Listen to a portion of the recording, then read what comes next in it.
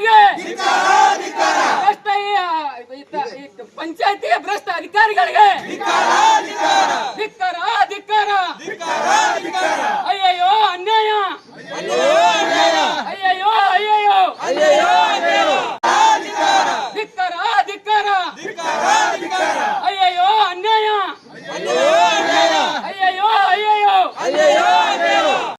ಪಂಚಾಯತಿನೇ ನಮ್ಮ ಇಂಡಿ ತಾಲೂಕಿನಾಗ ಈ ನಮ್ಮ ಕರ್ನಾಟಕ ರಾಜ್ಯದಾಗ ಇಲ್ಲ ಅಂತ ನನಗೆ ಅನ್ಸ್ಲಕತ್ತದ.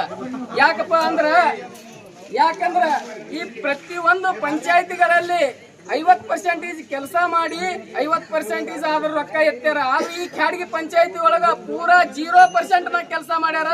ಕೋಟಿಗಟ್ಲೆ ರೊಕ್ಕ ಇವತ್ತು ಹಗರಣ ಮಾಡ್ಯಾರ. ಈ ಪಂಚಾಯತಿಗೆ ನಾವು ಈ ಪಂಚಾಯತಿ ಅಭಿವೃದ್ಧಿ ಅಧಿಕಾರಿಗೆ ಒಂದು 10 ಮನವಿ ಕೊಟ್ಟಿದ್ದೆವು. ಆಮೇಲೆ ಇಒ ಕೊಟ್ಟಿದ್ದೆವು, ಸಿಒ ಕೊಟ್ಟಿದ್ದೆವು, ತಹಸೀಲ್ದಾರ್ ಕೊಟ್ಟಿದ್ದೆವು, ಆಮೇಲೆ DC ಅವ್ರಿಗೆ ಕೊಟ್ಟಿದ್ದೆವು. ಇಟ್ಟೆಲ್ಲ ಅಧಿಕಾರಿಗಳ ಗಮನಕ್ಕೆ ತಂದ್ರು ಇವತ್ತು ನಮ್ಮ ರೈತನ ಕೂಗಿ ಯಾವ ಮಗನಿಗೂ ಕೇಳಿಸಲಾಗ್ಯದ. ಇವತ್ತು ರೈತ ಉಳಿಬೇಕಾದ್ರ ನಾವು ಪ್ರತಿಯೊಬ್ಬ ರೈತರು ಜಾಗೃತ ಆದಕರೆ ಇವತ್ತು ರೈತಗೆ ಸ್ಪಂದನೆ ಬರ್ತದ. ನಮ್ಮ ಕರ್ನಾಟಕದ ನಮ್ಮ ದೇಶದೊಳಗೆ ಸ್ವತಂತ್ರ ಬರೇ ಖಾಲೆ ಬಂದದ, ಆದ್ರೆ ಯಾರಿಗೂ ಸ್ವತಂತ್ರ ಸಿಕ್ಕಿಲ್ಲ.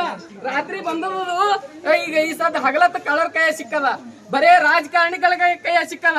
ಯಾವ ರೈತರಿಗೆ ಒಟ್ಟೆ ಯಾವ್ದು ಒಂದು ಸೌಕರ್ಯಗಳು ಸಿಗ್ತಾ ಇಲ್ಲ.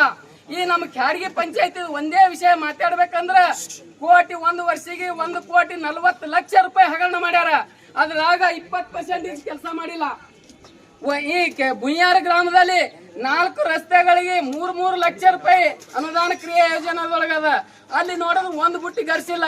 ಪಿಡಿಒಗ ಲೈವ್ ಸಮೇತವಾಗಿ ಪಿಡಿಒಗ ತಾಲೂಕ್ ಪಂಚಾಯತಿ ಅಧಿಕಾರಿಗೆ ನಾವು GPS ಸಮೇತವಾಗಿ ಒಯ್ದು ಲೆಟರ್ ಮೂಲಕ ಕೊಟ್ರ ಯಾರು ಅದನ್ನು ಕಿವಿಗೆ ಹಾಕುತ್ತಾ ಇಲ್ಲ. ಈ ಭ್ರಷ್ಟ ರಾಜಕಾರಣವನ್ನು ಹೊಡೆದು ಓಡಿಸಬೇಕಾದ್ರ ಪ್ರತಿಯೊಬ್ಬ ಗ್ರಾಮದ ಪ್ರತಿಯೊಬ್ಬ ರೈತ ಜಾಗೃತಿ ಆಗಬೇಕು. ಪ್ರತಿಯೊಬ್ಬರಿಗೆ ಹೋರಾಟಕ್ಕ ಮನ್ನಣೆ ಕೊಟ್ಟು ನಮಗೆ ಬೆಂಬಲಿಸಬೇಕು. ಆಮೇಲೆ ಇವಾಗ ಇಲ್ಲಿ ಸ್ಟ್ರೈಕಿ ಬಂದು ಖಾಡ್ಗಿ ಪಂಚಾಯತಿಗೆ ನಾವು 10:30 ಗಂಟೆಗೆ ಸುಮಾರು 200 ಜನ ರೈತರು ಬಂದು ಇಲ್ಲಿ ನಿಂತಿದ್ದೆವು.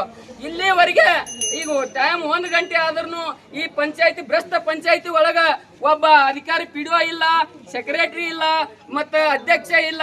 ಈ ಗ್ರಾಮ ಪಂಚಾಯತಿ ಇರ್ತಕ್ಕಂಥ ಸದಸ್ಯರು ಒಬ್ರು ಈ ನಮ್ಮ 100 ಮಂದಿ ರೈತರ ಕೂಗು ಒಬ್ಬ ಸದಸ್ಯನು ಕೇಳಲಾಗ್ಯದ. ಅವ್ರು ಯಾರು ಬಂದಿಲ್ಲ.